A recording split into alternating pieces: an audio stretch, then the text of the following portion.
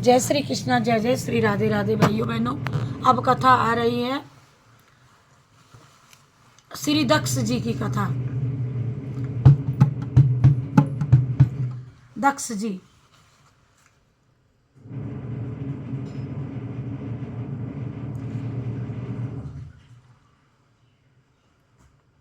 श्री दक्ष जी। दक्षो अंगुष्ठा स्वयं भवा, अर्थात दक्ष जी ब्रह्मा जी के अंगूठे से उत्पन्न हुए। स्वयंभू मनु की कन्या प्रसूति दक्ष पत्नी हुई। प्रजापति दक्ष ने क्षीर सागर से उत्तर तट पर स्थित होकर के देवी जगदम्बिका को पुत्री के रूप में प्राप्त करने की इच्छा तथा उनके प्रत्यक्ष दर्शन की कामना से उन्हें हृदय मंदिर में विराजमान करके कठिन तप किया और उनके सात्विक आराधना से संतुष्ट होकर के पराम्बा ने दर्शन दे करके पुत्री होने का वचन दिया। साथ में यह भी कह दिया कि यदि मेरे कभी आपका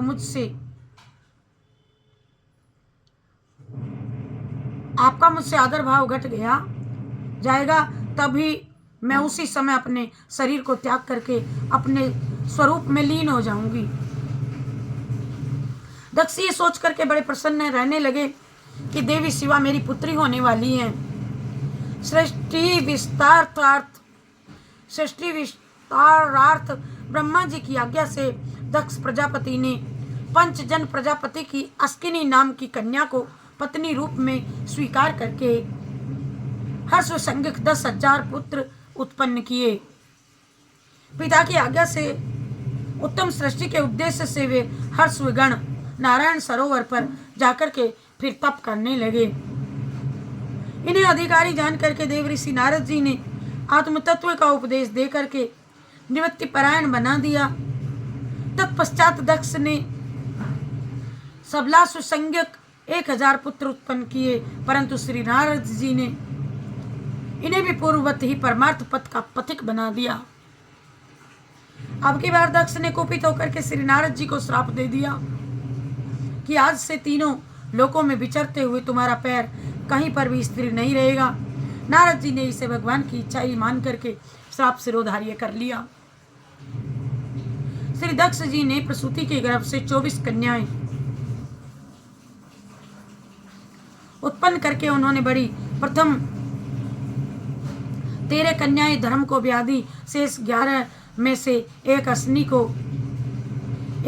को, एक शिव को, एक पितृगण को ब्याह दी और अन्य 8 मरीचि, अत्रि, अंगिरा, पुलस्त, पुलह, क्रतु, वशिष्ठ, भृगु इन 8 प्रजापतियों को ब्याह दी।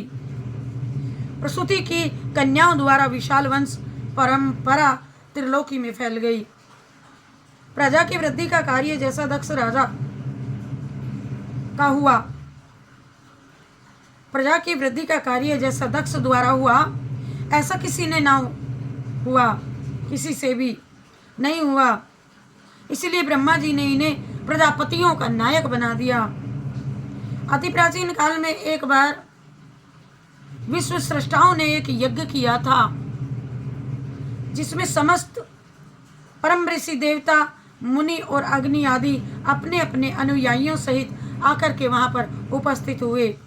जब सूर्य के समान तेजस्वी दक्ष उस समय वहां आए तो दक्ष को देख करके उनके तेज से प्रभावित और धर्षित चित्त होकर के श्री शिव जी और ब्रह्मा जी को छोड़ करके अन्य सभी देवगण, ऋषिगण आदि सदस्य गणों ने अपने आसनों से उठ करके दक्ष को प्रणाम किया।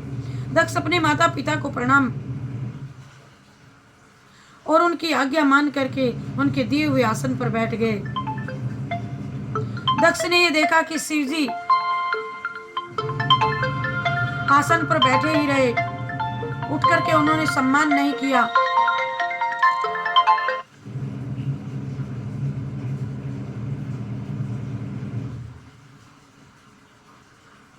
तो इसके इस व्यवहार से अपना अपमान समझ करके क्रूर दृष्टि से उनकी ओर देखा और इस महासभा में ही उनको बहुत दुर्वचन कहे और पछताने लगे।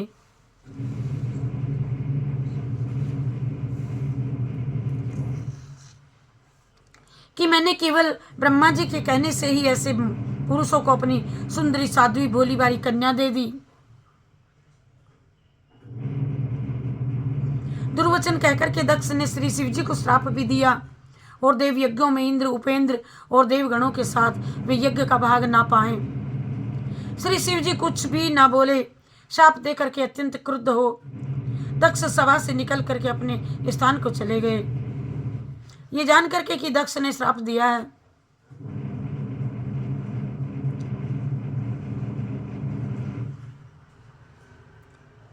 शिव जी कुछ नहीं बोले। नंदीश्वर को बड़ा ही क्रोध हुआ और उन्होंने दक्ष तथा उन ब्राह्मणों को जिन्होंने दक्ष के कुवाक्यों का अनुमोदन किया था घोर प्रतिशाप दिया।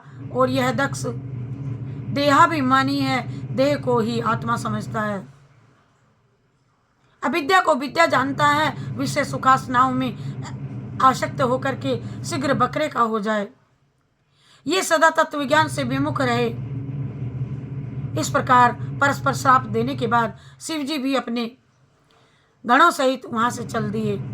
कालांतर में दक्ष ने रुद्र का अपमान करने के लिए ही बृहस्पति शव नामक यज्ञ गणों ने दक्ष का यज्ञ विध्वंस कर दिया। शिव जी का अपमान करने वाले देवताओं तथा सदस्यों को समुचित दंड दिया। गणनायक वीरभद्र ने दक्ष के सिर को मोड़ करके धड़ से अलग कर यज्ञ की दक्षिणाग्नि में डाल दिया, मानो इससे हवन कुंड की पूर्ण आहुति की। अंत में यज्ञशाला को जला करके शंभुगण कैलाश को लौट आए और श्री ब्रह्मा जी की सलाह से सभी देवता ब्रह्मा जी को भी साथ लेकर के कैलाश पर्वत पर गए। स्तुति और प्रार्थना करके भगवान शिव को प्रसन्न किया। श्री शिव जी ने कहा, नादम प्रजेशा बलानाम वर्णये नानु चिंतये देव मायाभिभूतानाम दंड स्तत्र धृतो मया। अर्थात प्रजापते भगवान की माया से मोहित हुए दक्ष जैसे ना समझो के अपराध की ना तो मैं चर्चा करता हूँ और न याद ही करता हूँ। अरे मैंने तो केवल सावधान करने के लिए ही थोड़ा सा उनको दंड दे दिया।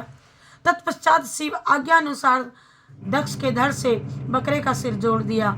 श्री शिव जी की कृपा से दक्ष सोकर के जागे हुए के समान ही उठे और दक्ष का हृदय शुद्ध हो चुका था।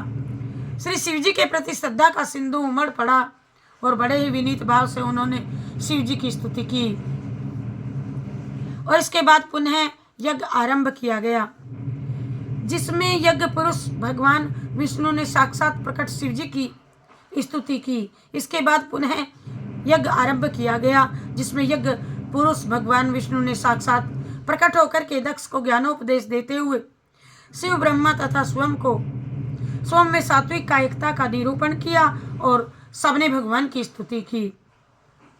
यज्ञ सानंद संपन्न हो गया।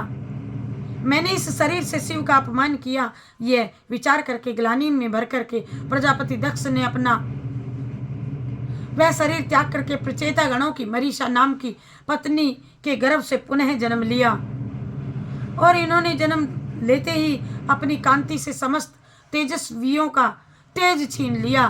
श्री ब्रह्मा ने इन्हें पुनः प्रजापतियों का नायक पद पर अभिषिक्त कर दिया। ये कर्म करने में बड़े दक्ष थे, इसलिए इनका नाम दक्ष हुआ।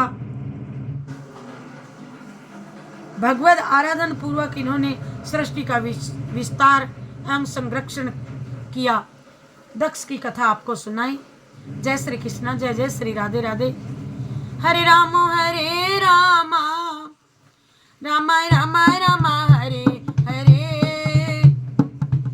हरे कृष्ण कृष्ण कृष्ण कृष्ण हरे हरे, हरे राम राम राम राम हरे हरे, हरे कृष्ण कृष्ण कृष्ण कृष्ण हरे हरे, हरे राम राम राम राम हरे हरे, हरे कृष्ण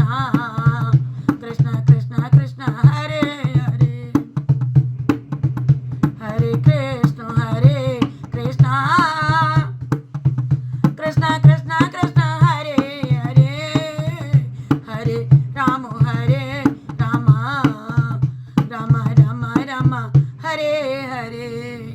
बोलिए जय शिव शंकर भगवान की, विष्णु भगवान की।